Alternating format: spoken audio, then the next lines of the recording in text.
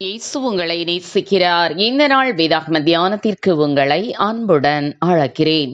பிள்ளையானவன் நடக்க வேண்டிய வழியிலே அவனை நடத்து, அவன் முதிர் வயதிலும் அதை விடாதிருப்பான். நீதிமொழிகள் 22 அதிகாரம் 6 மாலை வேளையில் முற்றத்தில் ஓடி விளையாடும் தன்னுடைய 5 பிள்ளைகளையும் பார்த்து கொண்டு வீட்டு தோட்டத்திலே சில வேலைகளை செய்து கொண்டிருந்த ஒரு தகப்பனானவர் தன் பிள்ளைகளில் ஒருவன் தூஷணமான வார்த்தையை பயன்படுத்துவதை கேட்டு மிகவும் அதிர்ச்சி அடைந்தார். இவனும் என்னுடைய பிள்ளைகளில் ஒருவன் அல்லவா? நாங்கள் வீட்டிலே ஒருபோதும் உபயோகிக்காத ஆகாத அந்த வார்த்தையை எங்கே கற்றுக்கொண்டான் என்று மனவேதனை அடைந்தார். அவனை கூப்பிட்டு கண்டித்து, இந்த வாரம் முழுவதும் உனக்கு விளையாட்டு இல்லை, தோட்டத்திலே இருக்கின்ற சின்ன சின்ன வேலைகளை என்னுடன் வந்து செய் என்று கட்டளை கொடுத்தார்.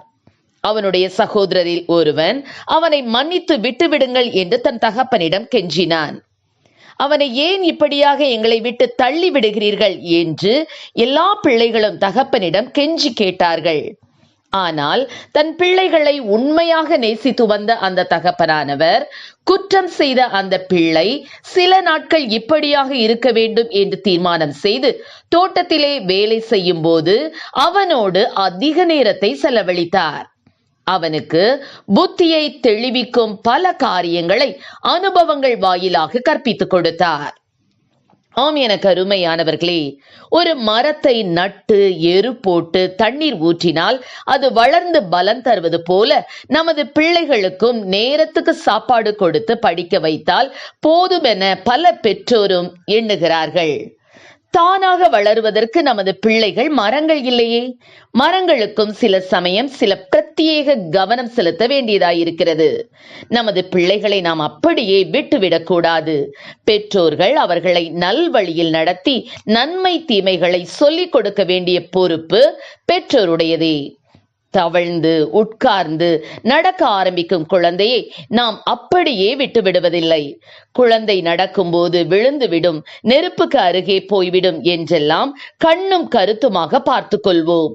அது போலவே வாழ்க்கையிலும் அவர்கள் வளர்ந்து வரும்போது இந்த உலகத்தில் இருக்கும் ஆபத்துகளையும் பாவத்தையும் பிள்ளை கண்டு உணரும் விதமாக நாம் நமது பிள்ளைகளை நடத்த கவனமாய் போதித்து நடத்த வேண்டும்.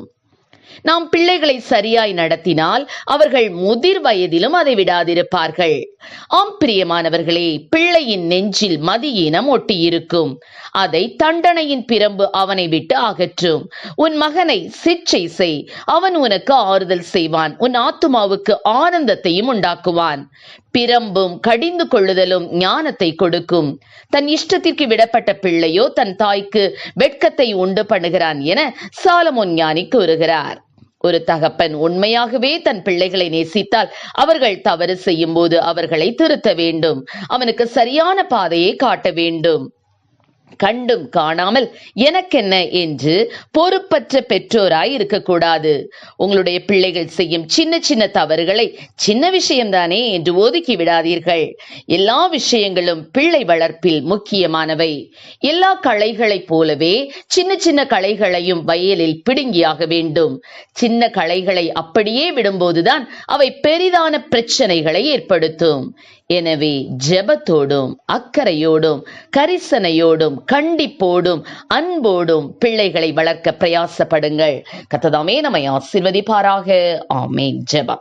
எங்களை அதிகமாய் நேசித்து நடத்துகிற எங்கள் அன்பின் பரலோக பிதாவே, இந்த நாட்களில் கூடப்பா ஆண்டவரே, ஒவ்வொரு பெற்றோருக்கும் தங்கள் பிள்ளைகளை வளர்ப்பதற்குரிய விசேஷித்த ஞானத்தை கொடுப்பீராக ராஜா. பிள்ளை வளர்ந்த ஆவியிலே பலன் கொள்ளும்படியாக என் தேவனப்பா ஆண்டவரே, ஸ்தோத்திர பரிசுத்த ஜீவியத்தில் அவர்கள் வளரும்படியாக ஆண்டவரே என் தேவன் பிள்ளைகளுக்கு கிருபை கொடுப்பீராக. ஆண்டவரே, நான் கர்த்தர் எனக்கு கொடுத்த பிள்ளைகள் இஸ்ரவேலில் வாசமாயிருக்கிற சேனைகளின் தேவனாகிய கர்த்தராலே அற்புதங்களாக அடையாளங்களாக இருக்கிறோம் என்று வசனத்தின்படி ஆண்டவரே அப்பா எங்களுடைய பிள்ளைகளை நீ நடத்துவீராக ராஜா. ஆமென் ஆண்டவரே. சந்ததி மேல் ஆவிய சந்தானத்தின் மேல் ஆசீர்வாதத்தை ஊற்றுவேன் என்று தேவன் ஆண்டவரே என் தேவன் பிள்ளைகள் மேலே கத்தா பிள்ளைகளுடைய சிரசிலே கத்தாவுடைய ஆசீர்வாதங்கள் தங்கி இருக்க வேணுமாய் ஜெபிக்கிறோம். ஆசீர்வதியும் இயேசுவின் நாமத்திலே ஜெபிக்கிறோம் நல்ல பிதாவே. ஆமென்.